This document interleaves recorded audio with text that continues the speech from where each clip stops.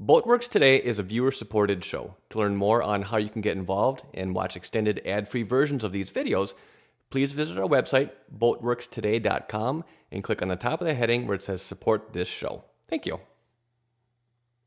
Now, before I get into this video, I just want to make this very clear that this is not a paid or a sponsored video of any kind.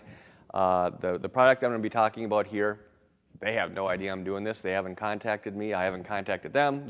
We have nothing to do with each other. So what I'm going to share in this video is just strictly my opinion and my experience using this tool, and kind of how my process of grinding glass has kind of changed a little bit over the years to make it more efficient. It's that work smarter, not harder. So anyways, that said, let's get to it. Good afternoon, everybody. I hope you are all having a wonderful day. My agenda for this afternoon is I have a bunch of fiberglass I need to grind down and taper off to, I guess, to get these areas prepped for laying up additional glass. And as you can see, I have a few areas that I need to finish repairing. Now, when you're talking about grinding fiberglass, probably the most common tool that comes to people's mind is one of these things. This is just a standard high-speed grinder with a what's called a flap disc on here. It's a very coarse, it's almost like a sandpaper type covering on this disc. And these work well. They when you're grinding areas like this, they make pretty quick work of what it is you're trying to remove. However, they also make one hell of a mess. I mean, as soon as this grinding disc touches a surface, dust and glass and everything is just everywhere. It's airborne. It will literally get in every nook and cranny inside of a building. Now, when I'm outside, this is probably the way that I would go, just because it is so fast. And when you're outside, you don't have to worry about cleanup. However, I'm doing this work inside of a building, and the last thing that I want is to have glass floating around everywhere in this building. I spend probably 8 to 10 hours a day, almost every day of the week, inside this building. And the last thing that I want is to have all that material floating around to the point where it's just, you have to wear a respirator just to be in the building.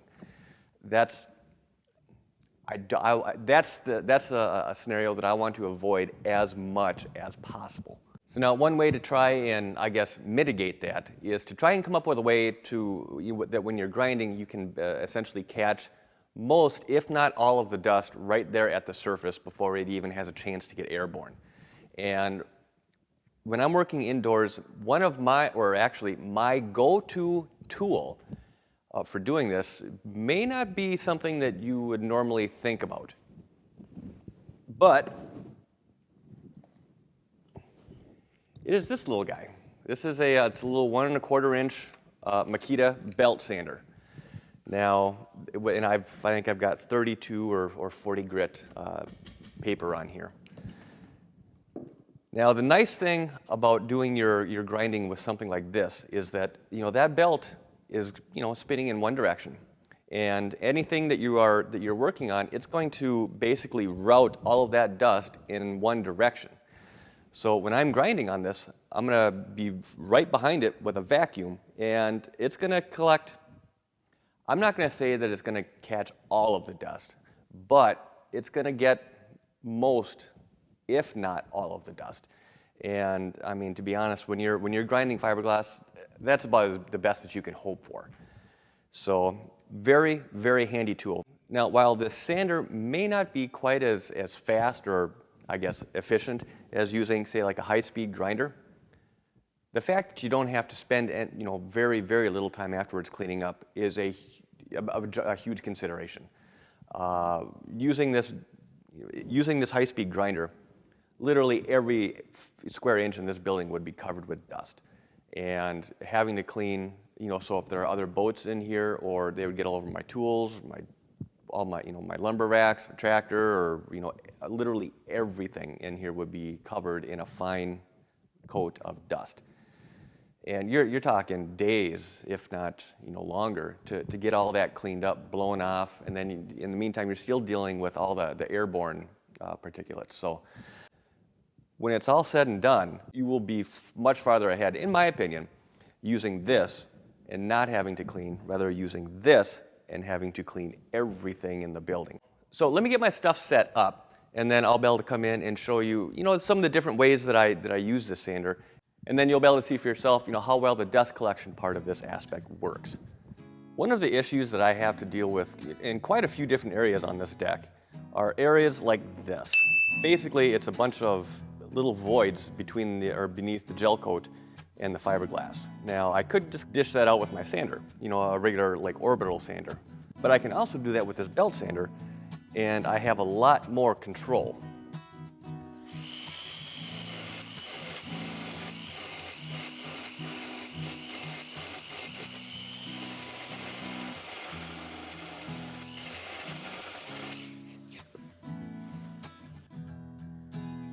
And right now, that particular spot is basically give it a wipe with some acetone, and I'm ready to start putting in some chop strand.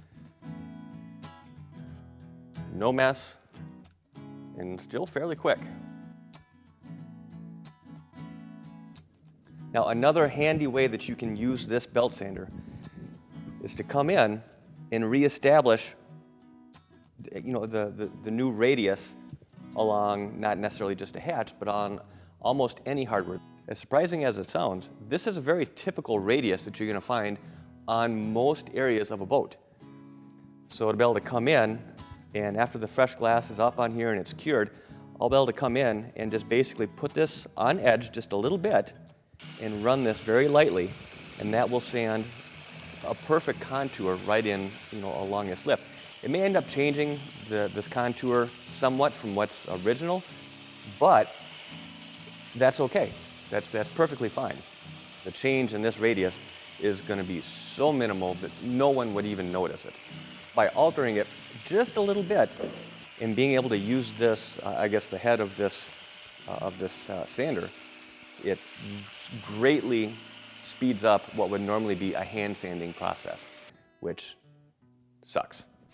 Now, the way that I most often use this sander is just as you're seeing here. I use this more oftentimes than not for doing any kind of slight beveling, like for example, around cutouts or on repair patches. Just having something that's nice and small that you can handle, you can use with one hand, and you can use a little bit of finesse with this. It makes the grinding a little smoother, a little easier, and a lot less messy. So as you can see, it works pretty slick. It's not, like I said, it's not as fast as, a high-speed rotary type grinder, but there's no mess. I just finished grinding, and I can take my mask off and, looking through the air. There is nothing floating around in the air right now. So, for tapering edges like this and doing little detail work, grinding out voids, reestablishing the contours around different fittings and different moldings on deck. It is just a very, very handy little tool. I'd say I probably use this at least 95, 98% of the time, regardless of the size of the project. You have a lot more finesse, you have a lot more control, and it's a lot less dangerous. When that high-speed grinder gets moving, it can be a little bit dangerous, especially if you're in confined areas. I think, to get this little area through here, this took me all of, maybe 2 minutes? Not bad at all. And then after I get the perimeter done all the way around through here, then I'll be able to come back in with my, again, dustless, big, 6-inch sander to knock all this core area down, get it smooth, and start getting it ready for laying glass over top of all that and then tying it into the surrounding deck. Now, probably the only negative thing that I could say about this is that for what it is, it's a 1 1/8 inch belt sander. But so for what it is a little pricey. I believe it's on Amazon for $2 1/4. But they last. I've had this particular sander for 10 years? No, actually longer than that. I bought this sander my first year in business, which was 2004. So 13 years I've been using this primarily on fiberglass. And you know, when I'm done, I blow it out with some compressed air, and that's it. Haven't had to replace any brushes or any of the bearings or nothing. It just works. So you know, yeah, it's 2 1/4, but it's one of those tools that you get it once and you're going to have it for a very, very long time. It's like that. What's that saying go? It's better to swear once when you buy a good tool than it is to swear every time you have to use a cheap tool. It's something like, I think you understand where I'm going. But if this is your first time here, I'd love to have you subscribe to this channel. And as always, if you enjoyed this kind of content, please give it a thumbs up and share it on your social media. As always, if you have any questions, comments, please leave those down below. And until next time, thanks for watching. This has been a Boatworks Today production.